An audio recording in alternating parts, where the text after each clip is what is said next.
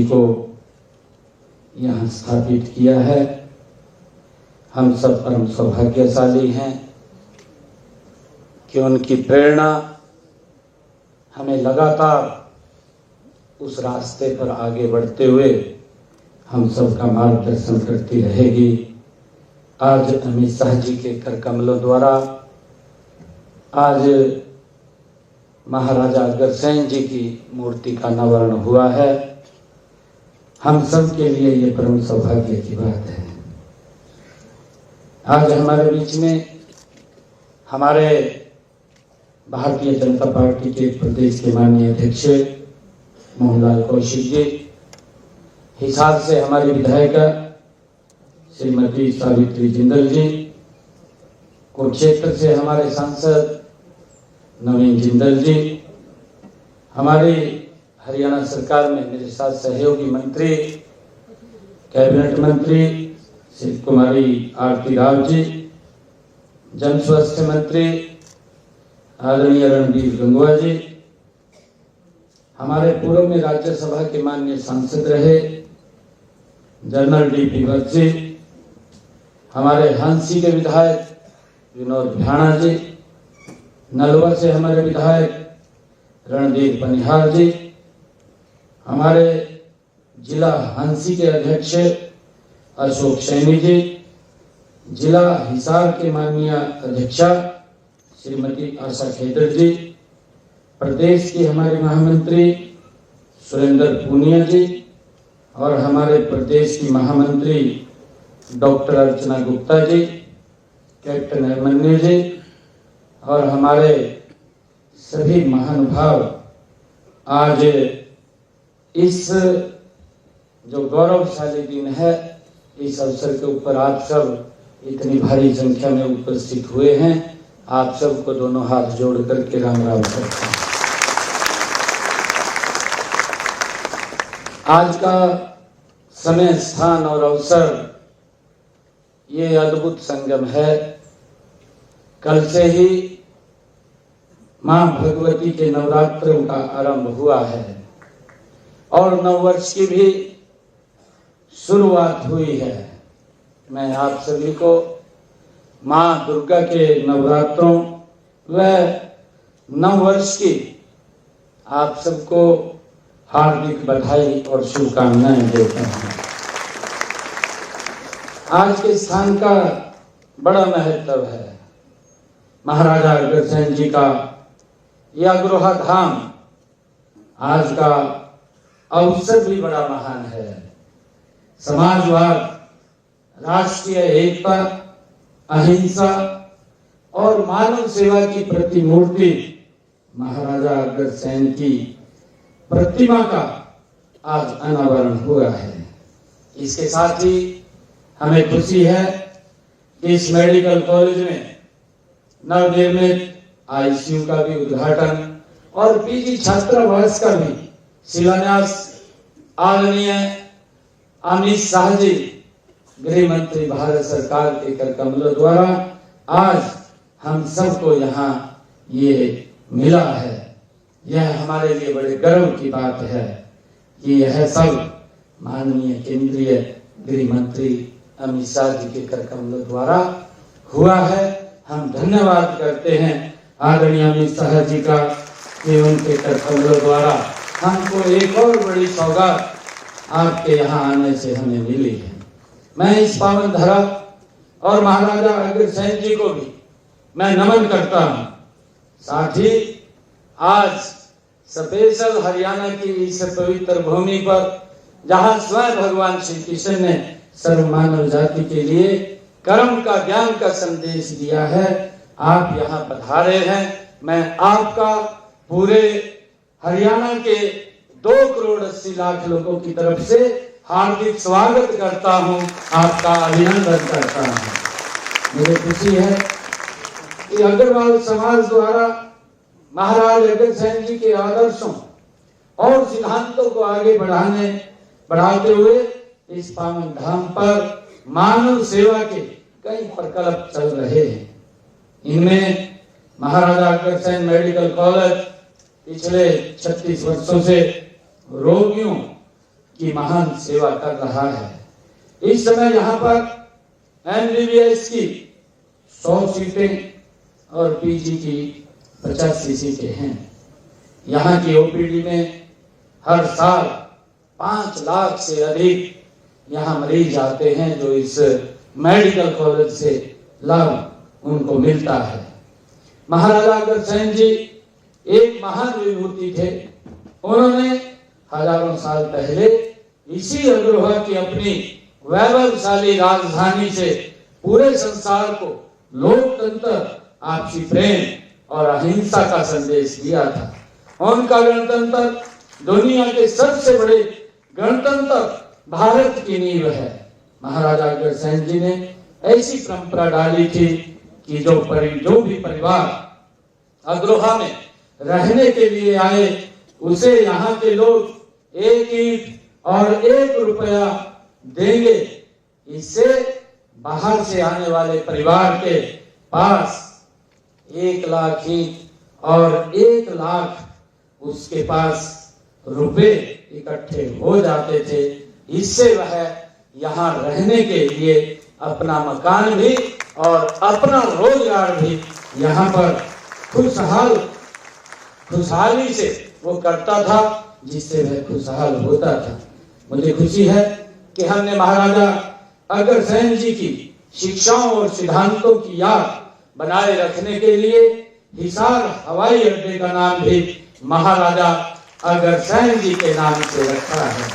मुझे ये भी खुशी है कि माननीय प्रधानमंत्री आदरणीय नरेंद्र मोदी जी के नेतृत्व में केंद्र सरकार ने अग्रोहा के पुरातत्विक स्थल की खुदाई की मंजूरी आदरणीय अमित शाह जी और आदरणीय नरेंद्र मोदी जी की सोच के आधार के ऊपर हमें मिली है, जिसका हमने 1 सप्ताह पहले 25 मार्च को उसका शुभारंभ भी कर दिया है।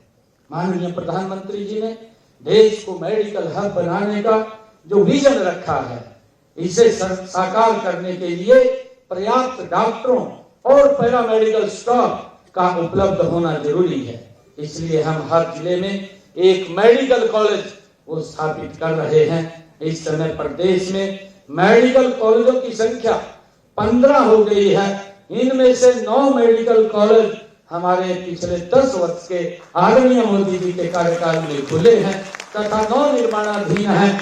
इनके अलावा बारसा जिला झज्जर में आप सबके आशीर्वाद से आदरणीय नरेंद्र मोदी जी और आदरणीय अमित शाह जी आपके आशीर्वाद से राष्ट्रीय कैंसर संस्थान खोला गया है। माजरा जिला रेवाड़ी में एम्स स्थापित किया जा रहा है। मुझे खुशी है कि हमारा लक्ष्य सर्वे भवन्तु सुखिना सर्वे सन्तु निरामया है।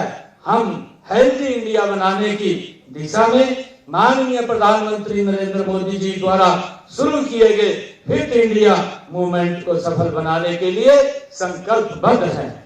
आदरणीय साथियों, हाल ही में मैंने वर्ष 2025-26 का बजट प्रस्तुत किया है। इसमें स्वास्थ्य क्षेत्र के 9,931 करोड़ रुपए के बजट को हमने बढ़ा करके 10,159 करोड़ रुपए किया गया है। इसके अलावा भी हमने कई नई पहलें वो की हैं। अगले वित्त वर्ष में पंचकुला, पानीपत, फरीदाबाद, सोनीपत, पलवल, सिरसा, कैथल, महेंद्रगढ़ के जिला अस्पतालों व मेडिकल कॉलेजों में अति आधुनिक मातृ एवं शिशु स्वास्थ्य केंद्र स्थापित किए जाएंगे। सभी जिला अस्पतालों में आधुनिक सेवाओं तथा आधुनिकतम उपकरण जैसे CT scan, MRI, ultrasound, blood analyser और डिजिटल एक्सरे उपलब्ध कराए जाएंगे।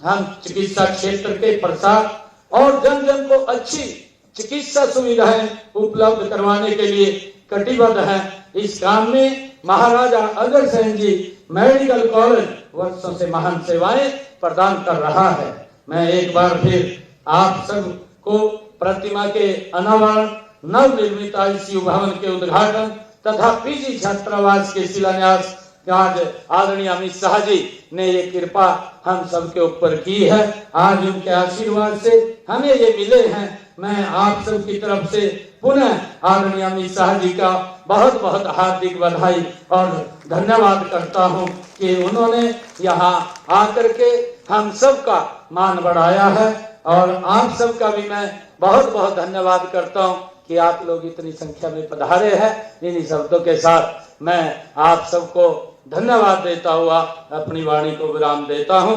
जय हिंद, जय भारत, जय हरियाणा। धन्यवाद माननीय मुख्यमंत्री महोदय, आपने अपना संदेश दिया है और केंद्रीय गृह मंत्री महोदय का स्वागत और अभिनंदन किया है। निश्चित रूप से ये कार्यक्रम अपने परवान पे, अपनी बुलंदी पे है और जिन ऊंचाइयों पे कार्यक्रम है उससे और आगे ले जाने की चेष्टा कर रहा हूं। और ऐसी विभूति जो गो, गंगा, गाय, गीता और गायत्री संस्कारों को हमेशा आत्मसात करते हुए इस देश की एकता और अखंडता के लिए हमेशा प्रयास करते रहते हैं। एक केंद्रीय गृह मंत्री के नाते ऐसे चुनौतीपूर्ण निर्णय को लेकर उनको पालन करके इस देश का नाम जिन्होंने पूरे विश्व में बढ़ाया है, ऐसी विभूति जो यहाँ आज हमें अपना आशीर्वाद देने के लिए पधारे हैं और जो हमारा नाम, देश का नाम पूरे विश्व में सम्मान के साथ लिया जाता है और समृद्ध भारत के लिए सहकार आंदोलन के तहत सहकारिता मंत्री के नाते जो जन जन तक इस समाज कल्याण की बातें, आपसी सहयोग की बातें पहुंचाते रहते हैं, जिन्होंने हमेशा ही ऐसे चुनौतीपूर्ण निर्णय लिए हैं जिससे आम जनमानस को लाभ हुआ है। ऐसी विभूति जो लौह पुरुष की धरा से एक लौह पुरुष के रूप में, एक सुपुत्र के रूप में यहाँ विराजमान है, जिन्होंने हमेशा ही अपने कृतित्व के माध्यम से भारत का नाम रोशन किया है, जिनके बारे में ही शायद किसी शायर ने कहा होगा कि तूफानों में भी हंसता है सफीना जिनका, तूफानों में भी हंसता है सफीना जिनका, पत्थर को भी काटे है नगीना जिनका, वो और है जो छुप जाते हैं धूप में साए की तरह, अरे सूरज को भी बुझा सकता है पसीना इनका। जोरदार तालियों, मेरा अकेले में सक्षमता नहीं है, आपकी तालियों का आश्रय लेकर आग्रह कर रहा हूं माननीय केंद्रीय गृह मंत्री महोदय अमित शाह जी से, कृपया अपने आशीर्वृष्टि से हम सबको अभिषेचित करें। जोरदार तालियां बजाएं। जो महानुभाव खड़े हैं बैठ जाइएगा, इधर कुर्सियां खाली हैं।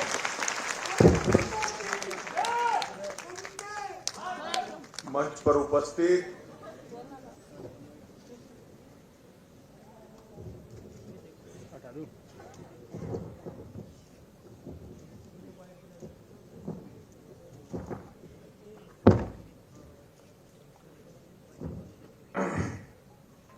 पर उपस्थित श्रीमान नायब सैनी जी, मुख्यमंत्री हरियाणा प्रदेश, इस संस्था की अध्यक्षा और हिसार की विधायक श्रीमती सावित्री जिंदल जी, श्री रणबीर गंगवा जी, बहना आरती राव जी, हमारे प्रदेश अध्यक्ष पंडित मोहनलाल बडोली जी, कुरुक्षेत्र के सांसद श्री नवीन जिंदल जी, हमारे पूर्व सांसद और इस संस्थान में एडवाइजर लेफ्टिनेंट जनरल डीपी वत्स जी, विधायक हांसी विनोद भयाना जी और आज के कार्यक्रम में आए हुए प्यारे भाइयों बहनों और विशेषकर युवा विद्यार्थी मित्रों, आप सभी को नमस्कार, राम राम। आज एक प्रकार से मेरे लिए सौभाग्य का विषय है कि जहां गीता को गाया गया, ये पुण्य भूमि पर, जहां देश की सुरक्षा के लिए महाबलिदान हुए, ये पानीपत की भूमि पर, हरियाणा की भूमि पर आज महाराजा अग्रसेन की एक भव्य और उत्तुंग प्रतिमा का लोकार्पण मेरे हाथ से हुआ है। ये मेरे लिए सौभाग्य की बात है। हरियाणा की ये भूमि ने चीर पुरातन काल से इस देश की संस्कृति को, इस देश के संस्कार को और इस देश की परंपराओं को आगे बढ़ाने का काम किया है। महाभारत काल से लेकर आजादी के संग्राम से लेकर आजादी के बाद के 76 साल में हरियाणा का योगदान हमेशा एक छोटे प्रदेश के रूप में सीमांकन होने के बाद भी देश के बड़े बड़े राज्यों से बहुत ज्यादा रहा है। इसलिए मैं सभी धाकड़ हरियाणा के भाइयों बहनों को बहुत बहुत अभिनंदन करना चाहता हूं। मित्रों, आज महान गुरुओं की परंपरा में सिखों के दूसरे गुरु अंगद देव जी की भी जन्मतिथि थी। सिख पंथ की गुरु परंपरा ने जब एक समय था कि देश के अंदर मूल संस्कृति ही समाप्त हो जाएगी, तब बाबर से लेकर औरंगजेब तक 10 गुरुओं ने संघर्ष कर हमारी परंपराओं को लचीला भी बनाया, पुनर्जीवित भी किया और जहां जरूर पड़ी वहां बलिदान देकर संघर्ष करने का काम भी किया। और इतिहास जो जानते हो सभी जानते हैं कि सिख गुरुओं की ये महान बलिदान ने ही आज हमें हमारे मूल रूप में यहां पर हमारा अस्तित्व टिका है। उसमें सिख पंथ के 10 गुरुओं का बहुत बड़ा योगदान है। मैं मनपूर्वक गुरु अंगद देव जी को प्रणाम कर मेरी बात की शुरुआत करता हूं। आज स्वर्गीय ओपी जिंदल जी की भी पुण्यतिथि है। ओपी जिंदल जी इस प्रदेश के बड़े राजनेता रहे। देश भर के अग्रणी उद्योगपतियों में भी उनका नाम आज भी सम्मान के साथ लिया जाता है। परंतु ये सब के साथ साथ वैश्य समाज में जन्मे इसके संस्कार के अनुरूप लाभ से पहले लोक की चिंता, मुनाफे के पहले समाज की चिंता और कारोबार से पहले करुणा का भाव, ये दोनों सिद्धांतों को ओपी जिंदल जी ने प्रतिपादित किया था। और इसी का सुफल है कि आज इतना बड़ा अस्पताल जहां करीब करीब 5 लाख लोग ओपीडी में सेवा लेते हैं, लगभग हर साल 180 के आसपास बच्चे यहां से मेडिकल स्नातक और अनुस्नातक होकर आगे बढ़ते हैं और कई सारे रोगियों को अनेक प्रकार के गंभीर रोगों की सबसे आधुनिक चिकित्सा व्यवस्था आज महाराज अग्रसेन की ये भूमि पर हुई है। वो ओपी जिंदल ने डाली हुई नींव का ही कारण है। आज यहां पर महाराज अग्रसेन की मूर्ति के साथ साथ नवनिर्मित आईसीयू का भी लोकार्पण किया गया, पीजी छात्रावास का शिलान्यास रखा गया और एक प्रकार से इस संस्थान को आगे बढ़ाने के लिए एक और कदम आगे बढ़ने का काम हुआ है। मित्रों, आज महाराजा अग्रसेन का भव्य प्रतिमा का अनावरण हुआ है। मैं इतिहास का विद्यार्थी हूं। महाभारत काल से आज तक अग्रसेन जी एक अनूठे प्रकार के शासक रहे। उस जमाने में लगभग 5300 साल पहले मेरे शहर में जो आता है वो आते ही लखपति होगा और आते ही महल को प्राप्त करेगा, ऐसी नींव डाली। एक प्रकार से ऐसा कहते हैं कि उस जमाने में उनकी राजधानी में 1 लाख लोगों का निवास था और जो नया व्यक्ति वहां शरण लेता था, आता था अन्य राज्यों से, उनको 1 ईंट हर परिवार देता था तो 1 लाख ईंट मिल जाता था और 1 रुपया भी मिलता था तो 1 लाख रुपया भी मिलता था। आप 1 ईंट और 1 लाख का मूल्य आज के जमाने के हिसाब से मत करिए। मैं महाभारत काल की बात कर रहा हूं, जब रुपये को छूना ही बहुत बड़ा भाग्य होता था।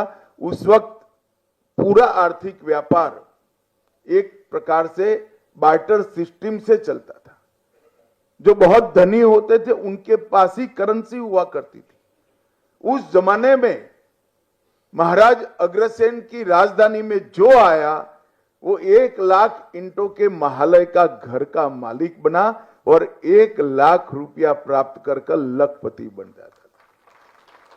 समृद्धि का इतना सुचारू रूप से राज्य पर बोझ डाले बगैर हर व्यक्ति के कल्याण का रास्ता शायद आज तक किसी ने ना ढूंढा है, ना किसी ने जमीन पर उतारा है। महाराजा अग्रसेन बहुत वीर योद्धा थे। महाभारत के युद्ध में भी इन्होंने हिस्सा लिया था बड़ी युवावस्था में, और इन्होंने एक प्रकार से पूरे समाज तो खैर अब बना, उस वक्त पूरा राज्य ही होगा, पूरे राज्य के संस्कारों को सिंचित करने का काम किया। कोई भूखा न सोए, कोई व्यक्ति ऐसा ना हो जिसके सर पर छत न हो, और कोई व्यक्ति ऐसा ना हो जिसके पास कारोबार न हो।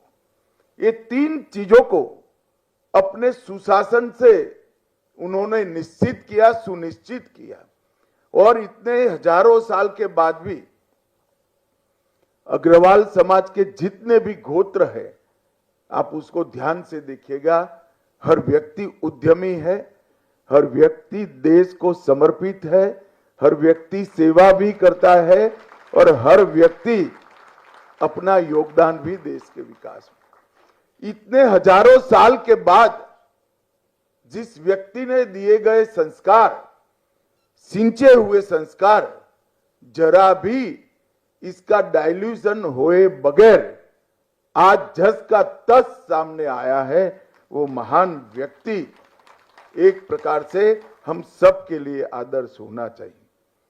उन्होंने सुशासन के लिए भी ढेर सारे सिद्धांत प्रस्तापित किए गए थे। कई ऐतिहासिक डॉक्यूमेंट्स में इसका जिक्र भी मिलता है, उसको प्रस्तापित भी किया गया है। और एक प्रकार से आज नरेंद्र मोदी जी भी उसी रास्ते पर आगे बढ़ रहे हैं। आज नरेंद्र मोदी जी के 10 साल के अंदर 75 साल से जो 60 करोड़ गरीबों की फौज इस देश में बनी थी, उसमें से 25% लोगों, 25 करोड़ लोगों को गरीबी की रेखा से ऊपर एक 10 साल के अंदर ही ले जाने का काम किया। 4 करोड़ आवास बनाए, मतलब 20 करोड़ लोगों को छत देने का काम किया। 81 करोड़ लोगों को प्रति व्यक्ति 5 किलो राशन मुफ्त मिलता है। 11 करोड़ लोगों को गैस का चूल्हा देकर धुआं मुक्त घर बनाने का काम किया। 12 करोड़ परिवार इस देश में 2014 तक शौचालय विहीन थे। उस परिवार की बच्चियों की कल्पना करिए जहां शौचालय नहीं होता है। हम शहर में रहते हैं, हमें कल्पना नहीं है उसकी, मगर जिस परिवार में शौचालय नहीं होता है, इसकी माताएं, बहनें, बच्चियां किस तरह से जीती होगी। आजादी के 70 साल के बाद 12 करोड़ घर ऐसे थे जिसमें शौचालय नहीं था। और आज मैं अभिनंदन देना चाहता हूं हरियाणा सरकार को कि देश में सबसे पहले हर घर को शौचालय देने वाली सरकार हमारी हरियाणा सरकार बनी। 15 करोड़ लोगों को घर में नल से जल दिया। 60 करोड़ लोगों को 5 लाख तक का पूरा स्वास्थ्य का खर्चा फ्री ऑफ कॉस्ट कर दिया। और मित्रों, इसके साथ साथ ऊर्जा हर घर में पहुंचाई, और अब कोऑपरेटिव के माध्यम से हर घर के अंदर स्वरोजगारी देने का काम भी नरेंद्र मोदी जी की सरकार कर रही है। मोदी जी ने इस 10 साल के अंदर कई सारे क्षेत्र के अंदर आमूलचूर परिवर्तन आए। और आज मैं जब यहां आया हूं तब अस्पताल के प्रांगण में, मेडिकल कॉलेज के प्रांगण में मेरा कार्यक्रम है, तब एक होलिस्टिक अप्रोच के साथ नरेंद्र मोदी सरकार ने देश के स्वास्थ्य की चिंता करी।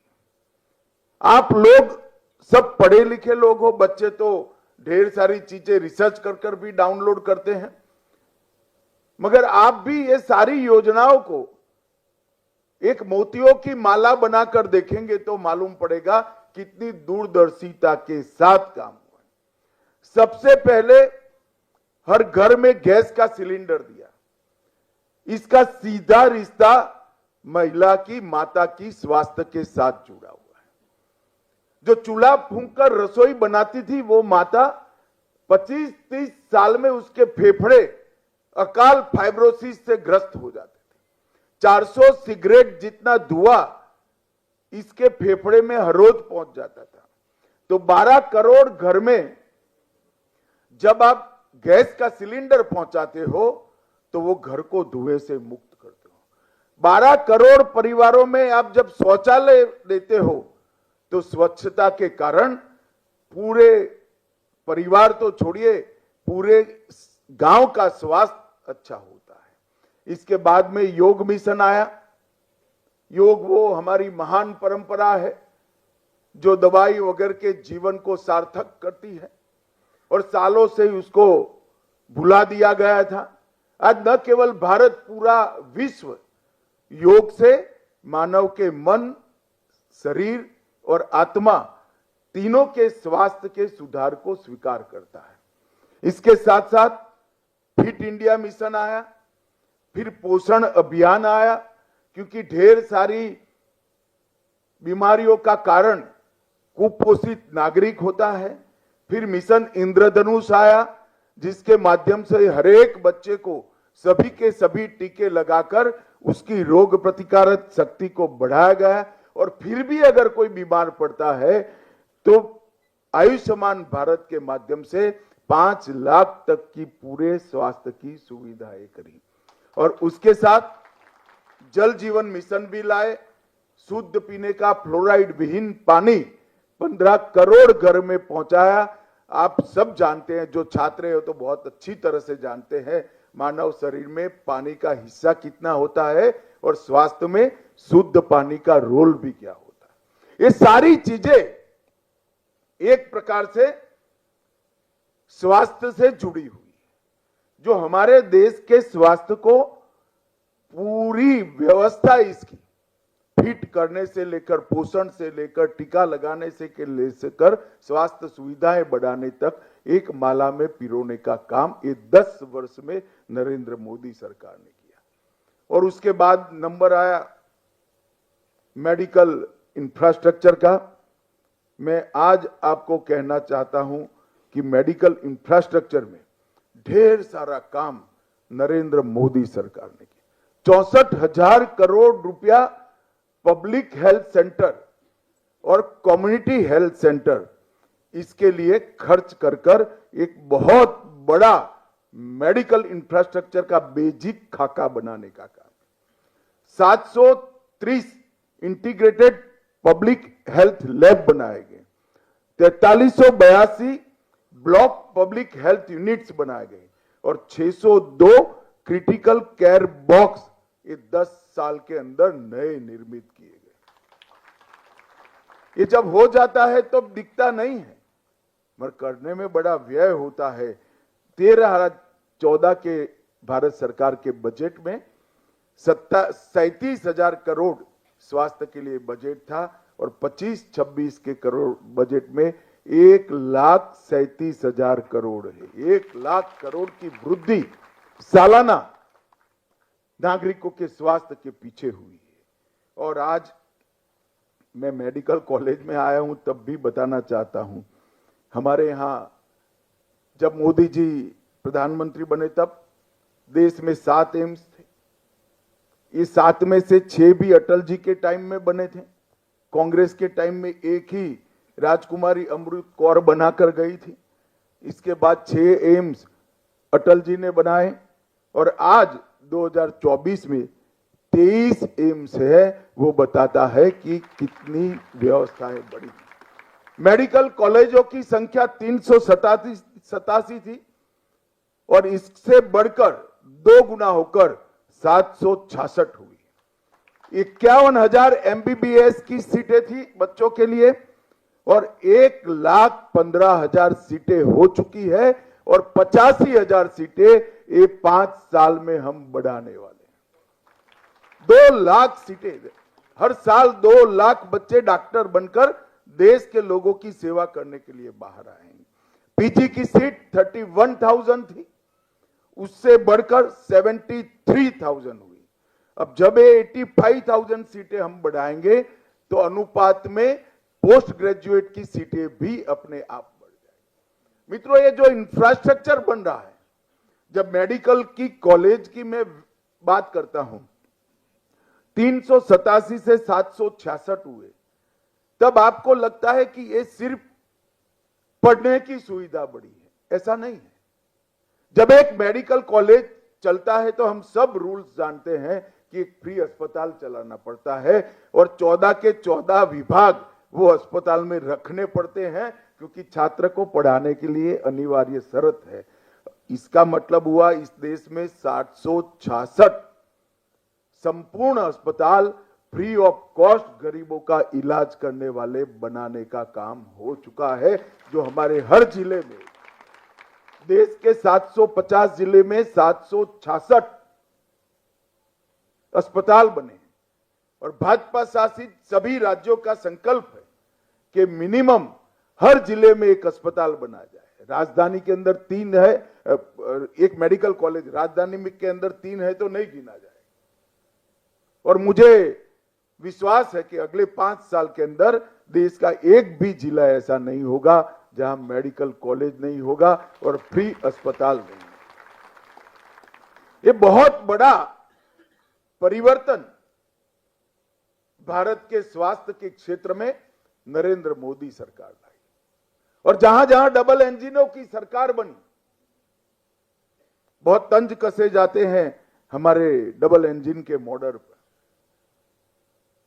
कैसा कैसे हो सकता है? ऐसा ही होता है, क्योंकि एक समान विचार की पार्टी के लोग जब सिद्धांतों के आधार पर राजनीति करते हैं तो ऐसा ही होता है। इसका बेस्ट उदाहरण है तो हमारा हरियाणा है।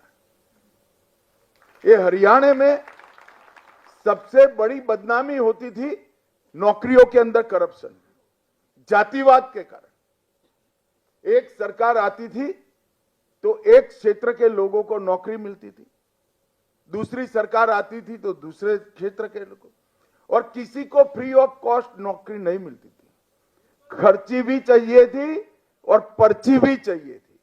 भारतीय जनता पार्टी की सरकार ने खर्ची और पर्ची के बगैर 80,000 नौकरियां बांटकर ये सिद्ध किया कि लोकतंत्र में जाति के आधार पर राजनीति नहीं करती।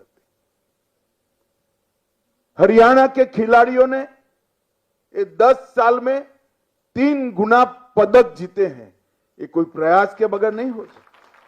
बासमती चावल का सबसे बड़ा निर्यातक छोटा प्रदेश होने के बावजूद 10 साल में हमारा हरियाणा बना। और सेना में हर 10वां जवान एक छोटे से हरियाणा से। सबसे ज्यादा 14 फसलें किसानों की अगर राज्य में एमएसपी पर खरीदी जाती है 24। सैनी जी बहुत जागरूक है। पहले 14 थी, सैनी जी के लिए ताली बजाओ, उन्होंने 14 से 24 कर दिया। सबसे पहला राज्य अगर कोई है तो हरियाणा है। लाल डोरे के भीतर मालिकाना हक अगर पूरे देश में सबसे पहले किसी ने दिया तो हरियाणा ने दिया। एक भी सरपंच अनपढ़ न हो ऐसा कोई राज्य है तो हमारा हरियाणा है। पंचायतों में महिलाओं की 50% भागीदारी भी महिलाएं ने सुनिश्चित हरियाणा ने करी है। हर एक घर में नल से फ्लोराइड विहीन शुद्ध जल भी हरियाणा ने पहुंचाया है। और सबसे पहला धुआं मुक्त, मतलब एक भी घर में कंडे और टहनियां लकड़ियां नहीं जलाई जाती है, ऐसा राज्य कोई बना तो अपना हरियाणा बना। और सबसे पहला आयुष विद्यालय अगर कहीं बना तो अपने हरियाणा के अंदर। और हरियाणा का बजट, हुड्डा साहब शायद कल देखेंगे अखबार में, हुड्डा साहब आप 37,000 का छोड़कर गए थे, हमारे सैनी ने इसको 1 लाख करोड़ तक पहुंचाने का काम किया। 2 लाख करोड़। आज सैनी जी मेरे डेटा को सुधारते ही जा रहे हैं। इसका मतलब कि आप जीडीपी भी बढ़ा रहे हो, जनता की सुख सुविधा भी बढ़ा रहे हो, गरीबों को भी आगे लाने का काम कर रहे हो और इंफ्रास्ट्रक्चर भी बना रहे हो। ढेर सारे काम है, आज विषय नहीं है इंफ्रास्ट्रक्चर पर बोलने का, परंतु मैं 2 आंकड़े जरूर देना चाहता हूं। जब 10 साल यूपीए की सरकार थी, तब 10 साल यहां पर भी कांग्रेस की सरकार थी, सोनिया मनमोहन की सरकार चलती थी। 10 साल में हरियाणा को 10 साल में 41,000 करोड़ रुपया दिया। और 10 साल नरेंद्र मोदी जी की सरकार चली, हमने 1,43,000 करोड़ रुपया हरियाणा को देने का 3 गुना पैसा दिया। इसके अलावा 1,26,000 करोड़ के इंफ्रास्ट्रक्चर का काम, 72,000 करोड़ के सड़क निर्माण का काम और 54,000 करोड़ का रेलवे का काम अलग से देने का काम भारतीय जनता पार्टी की सरकार। इसमें मैं एयरपोर्ट, मेडिकल कॉलेज, ढेर सारी योजनाएं और गरीब कल्याण की योजनाएं मैं नहीं मानता हूं। एक सबसे पहली इथेनॉल बायो रिफाइनरी भारत में पानीपत में इसका उद्घाटन करने का काम और ढेर सारे सुशासन के काम भी मनोहर लाल जी ने शुरू किए थे और सैनी जी आगे बढ़ा रहे हैं। ये सैनी जी, जब आप उनको देखोगे तो बड़े शांत, सौम्य और एक अद्भुत व्यक्तित्व दिखेगा। हंसमुख तो है ही, पर इसके साथ साथ कठोर प्रशासक भी है, प्रशासन पर पूरी उसकी पकड़ है।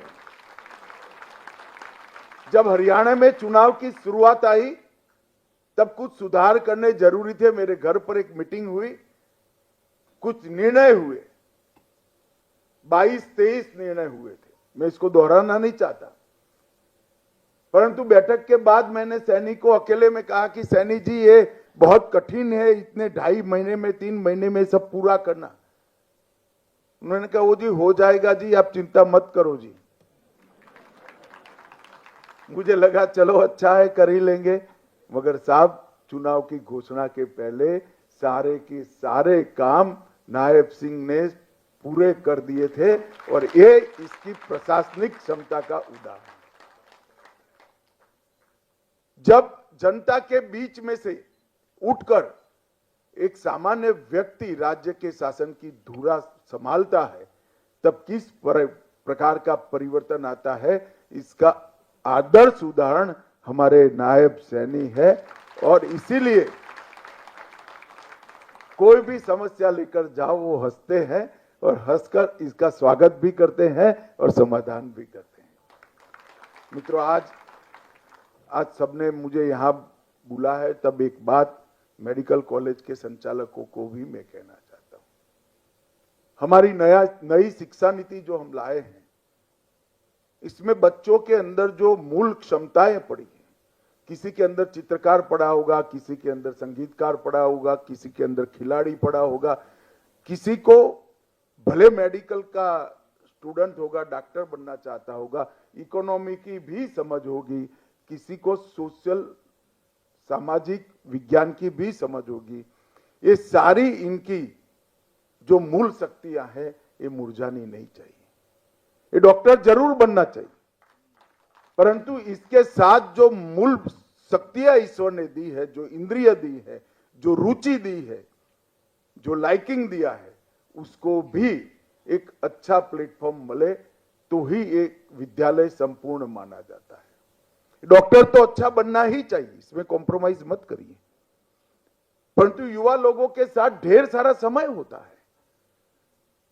हमारी शिक्षा नीति के ऐसे वर्टिकल दिए हुए हैं। मेरे संचालकों से विनंती है कि आप भी कुछ वर्टिकल सिलेक्ट कर कर बच्चों की रुचि को, बच्चों की विशेषताओं को प्लेटफॉर्म देने का काम करिए, जिससे वो संपूर्ण नागरिक बन सके और भारत माता की सेवा कर सके। आज आपने यहां मुझे बुलाया, महाराजा अग्रसेन की एक उत्तुंग और भव्य प्रतिमा का लोकार्पण मुझसे कराया। एक महान विभूति जिन्हें 5300 साल पहले इस देश के अंदर नए विचार की शुरुआत की, इस विचार पर आज करोड़ों लोग आगे बढ़ रहे हैं। ऐसे महान व्यक्तित्व की चिर स्मृति के लिए ये मूर्ति का अनावरण कराया। जितने बच्चे यहाँ सालों तक पढ़ेंगे, महाराजा अग्रसेन को जानने का प्रयास भी करेंगे और महाराजा अग्रसेन के गुणों को अपने जीवन में उतारने का भी